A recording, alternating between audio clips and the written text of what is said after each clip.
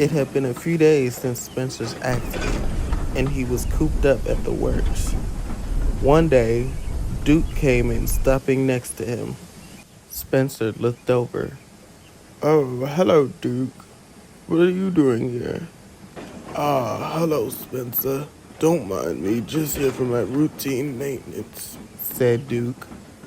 "Oh, I see," said Spencer. Duke looked closely at the big silver engine. Then he frowned.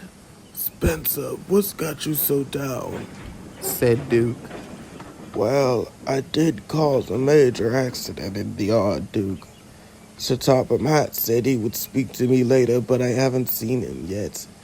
He's probably going to send me away." Duke listened, and then he smiled. "Ah, yes, I did hear about that. But from what I heard, you were trying to stop a runaway.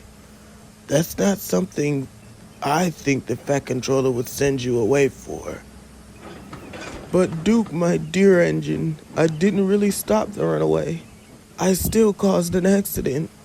"Ah, yes, you did. But think about if you wasn't there. What if you wasn't there to warn anybody? What if an engine had gotten into the path of those runaway trucks?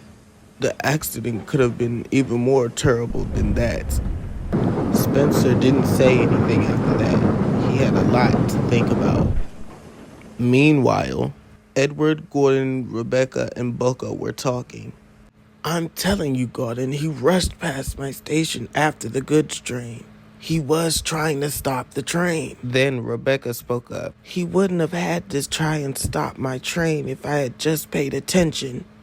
"You know how silly those silly-ass trucks could get. So don't you go blaming yourself for something you didn't have control over.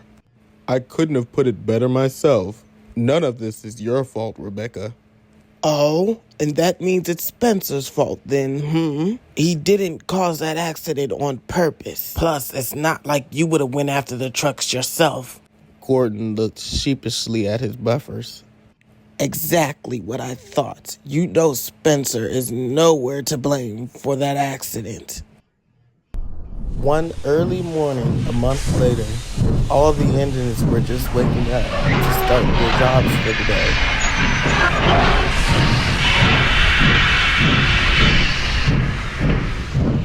Gordon was being tended to by his driver and fireman. He had felt weird the night before, and the feeling still hadn't gone away. But he decided to press on for that morning's express. "All right, Gordon. You're as good as you'll ever be. Come on, old boy." Gordon's head coat was put on, and he steamed away.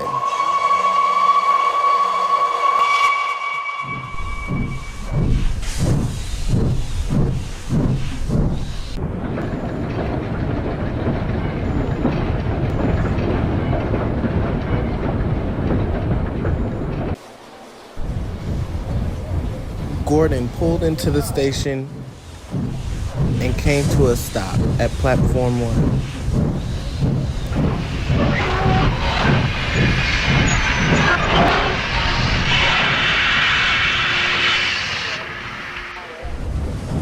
Soon, Gordon's coaches were shunted behind him, passengers boarded, the guard blew his whistle, and Gordon steamed away.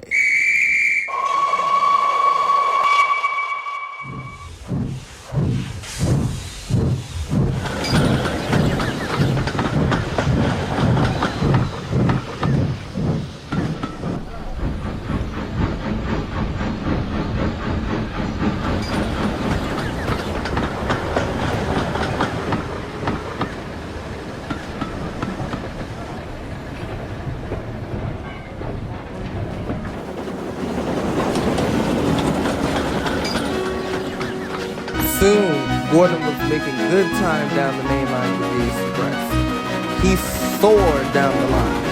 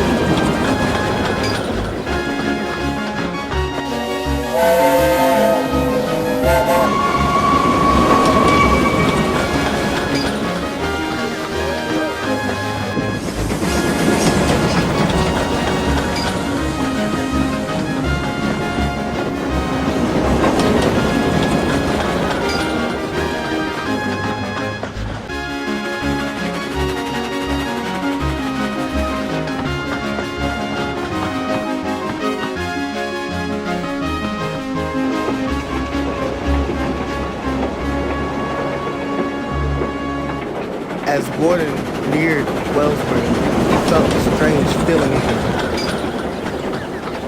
And then, without warning, as he passed Wellsbury,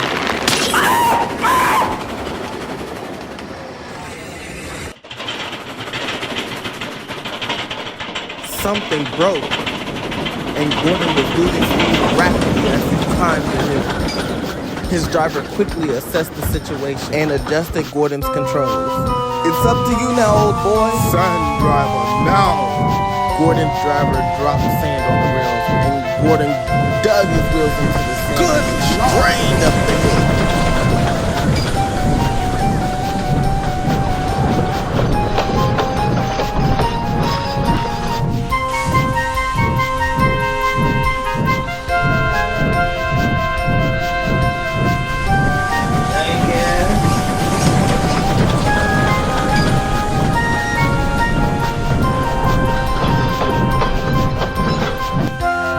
Gordon crawled up the hill, dragging the heavy coaches behind him.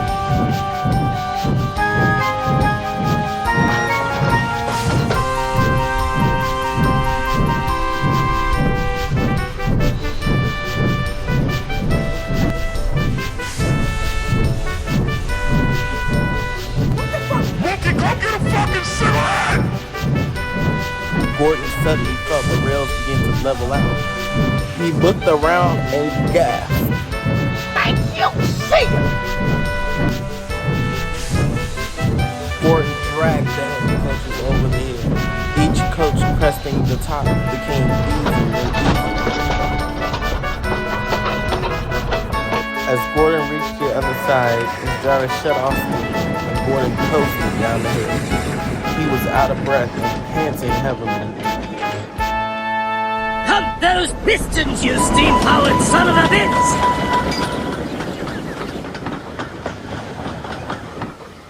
Meanwhile, at Crovan's gate, Skarloey was waiting for James's passengers from his local. Normally, Gordon would have sped through by now, but there was no sign of the engine until... Limping into the station came Gordon.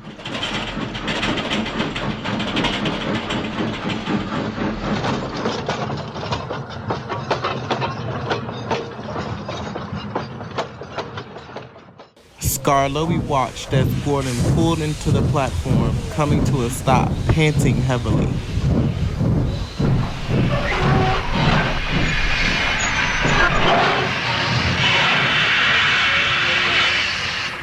There was a moment of silence, and then... All right!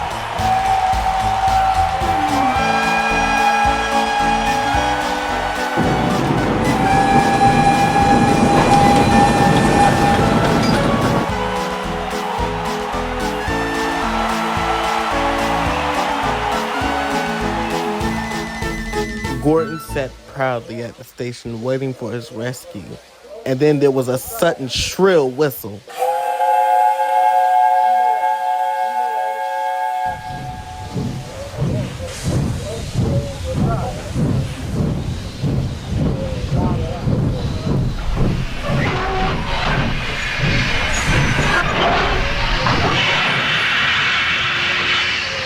Spencer had just been let off from the works.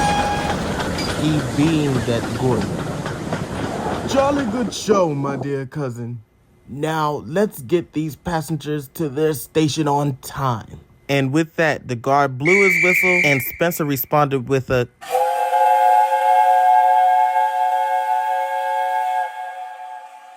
And the train left the station.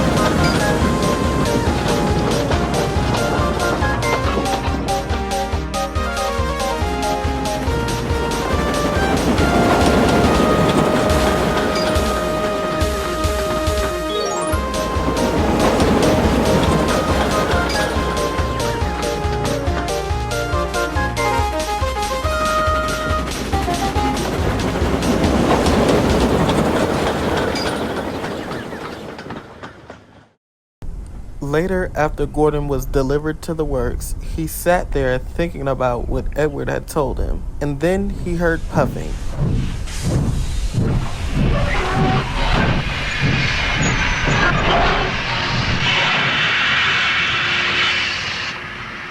Spencer had came to see him. There was a moment of silence between them as they just stared at each other.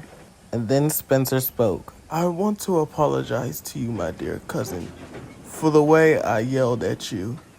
Gordon was about to respond until he remembered what Edward said, and he looked at his buffer sheepishly. Then he spoke. I'm sorry, too, for what I said about you. It wasn't right.